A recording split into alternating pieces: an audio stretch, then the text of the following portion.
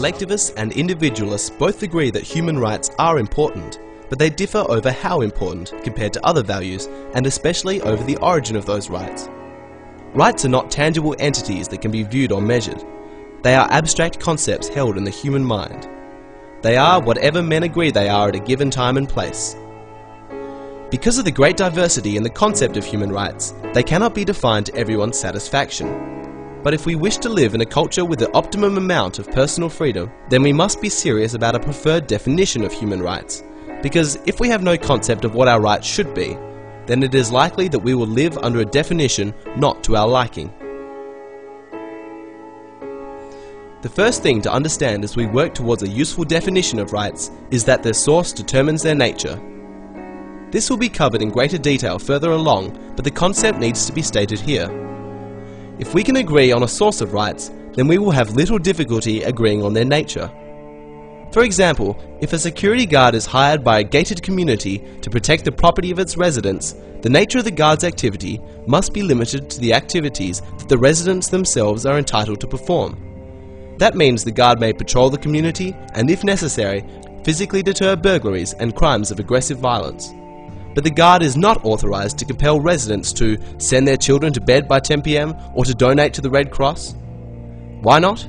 Because the residents are the source of the authority.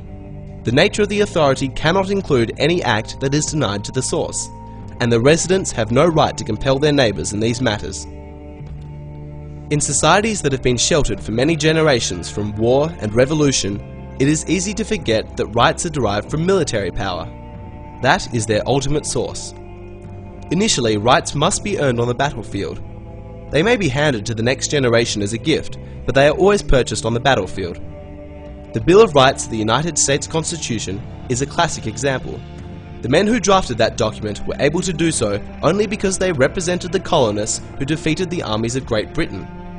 Had they lost the War of Independence, they would have had no opportunity to write a Bill of Rights or anything else except letters of farewell before their execution. Unfortunately, Mao Zedong was right when he said that political power grows from the barrel of a gun. He could just as well have said rights. A man may declare that he has a right to do such and such derived from law or from a constitution or even from God, but in the presence of a criminal or a tyrant with a gun to his head, he has no power to exercise his proclaimed right. Rights are always based on power. If we lose our ability or our willingness to physically defend our rights, we will lose them. Now we come to the chasm between collectivists and individualists. If rights are earned on the battlefield, we may assume that they belong to the winners, but who are they? Do governments win wars, or do the people? If governments win wars and the people merely serve them, as in medieval times, then governments hold the rights and are entitled to grant or deny them to the people.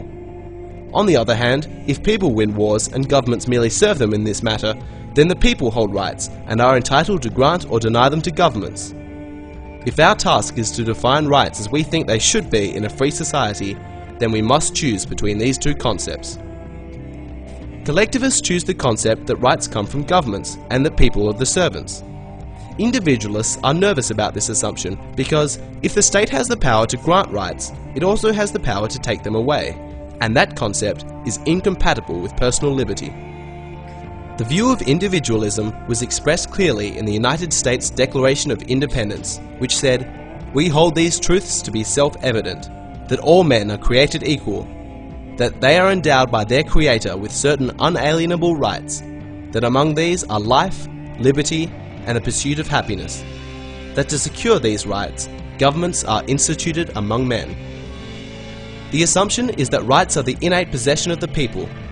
The purpose of government is not to grant rights, but to secure them and protect them. By contrast, all collectivist political systems embrace the opposite view, that rights are granted by the state. That includes the Nazis, fascists, and communists.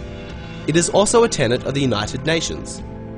Article 4 of the UN Covenant on Economic, Social and Cultural Rights says, "The states parties to the present covenant recognize that, in the enjoyment of those rights provided by the state may subject such rights only to such limitations as are determined by law." I repeat, if we accept that the state has the power to grant rights, then we must also agree that it has the power to take them away. Notice the wording of the UN Covenant. After proclaiming that rights are provided by the state, it then says that those rights may be subject to limitations as are determined by law. In other words, the collectivists at the United Nations presume to grant us our rights, and then, when they are ready to take them away, all they have to do is pass a law authorizing it. Compare that with the Bill of Rights of the United States Constitution. It says that Congress shall pass no law restricting the rights of freedom of speech or religion, peaceful assembly, the right to bear arms and so forth, not except as are determined by law, but no law. The United States Constitution embodies the ethic of individualism. The UN embodies the ethic of collectivism, and what a difference it makes. We can see that individualists believe that the state cannot have any legitimate powers unless they are given it by the citizens. Another way of putting it is that governments may only do those things that their citizens also have a right to do. If individuals don't have a right to perform a certain act, then they can't grant that power to their elected representatives. They can't delegate what they don't have. It makes no matter how many of them there may be. If none of them have a specified power to delegate, then a million of them don't have it either. Let us use an extreme example of 3 men afloat at sea struggling over a piece of debris that will only support 2 of them. Both collectivists and individualists would say that the 2 men would be justified in overpowering the third. The collectivist points out the greater good for the greater number. However, if we simplify the example so that there are only 2 men and the debris will only support 1 of them, we can see that an individual would still be justified in overpowering the other, because the right to self-survival is paramount. We can see that in the original example, there is no need for any group right to justify overpowering the third individual. When each man acts, they do it for their own individual right of self-survival. Using physical force to protect our lives, liberty, and property is the legitimate function of government, because that power is derived from the people as individuals. It does not arise from the group. Here's a more typical example. If government officials decide one day that no one should work on a Sunday, and even assuming the community generally supports their decision, where would they get the authority to use the police power of the state to enforce such a decree? Individual citizens don't have a right to compel their neighbours not to work, so they can't delegate that right to their governments. So where then would the state get the authority? The answer is that it would come from itself. It would be self-generated. When governments claim to derive their authority from any source other than the governed, it always leads to the destruction of liberty. Preventing men from working on a Sunday would not seem to be a great threat to freedom, but once the principle is established, it opens the door for more edicts, and more, until freedom is gone. If we accept that the state or any group has the right to do things that individuals alone do not have the right to do, then we have unwittingly endorsed the concept that rights are not intrinsic to the individual, and that they in fact do originate with the state. Once we accept that, we are on the road to tyranny. As we shall see in Part 2, collectivists are not concerned over such picky issues. They believe that governments do in fact have powers that are greater than those of the citizens, and the source of those powers, they say, is not the individuals in society, but society itself.